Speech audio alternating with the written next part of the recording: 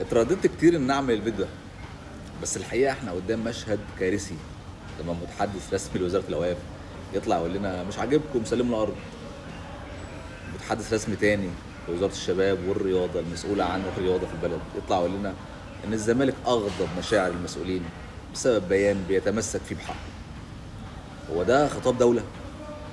مستحيل الدوله تكون سامحه حاجه زي كده، في حاجه غلط. ولا ده اسلوب فرض امر واقع؟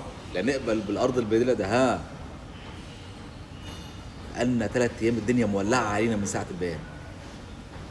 احنا دلوقتي قدام خيار واحد بيتفرض علينا، لا نقبل بالارض البديله اللي هخليك تندم. ليه دايما يا جماعه الزمالك هو الحلقه الاضعف؟ النادي الكبير ده كبير قوي على فكره غصب عن اي حد، هو الحلقه الاضعف في الموضوع. ومين اللي منسق التصريحات دي مع بعضها في الوقت ده وفي التوقيت ده بالذات وبالتسلسل ده؟ ومين اللي قرر اصلا ان الزمالك يكون هو الحلقه الاضعف؟ ولخدمه مين؟ اللي بيحصل ده اسمه استباحه لنادي كبير وجماهير بالملايين، نادي اسمه الزمالك.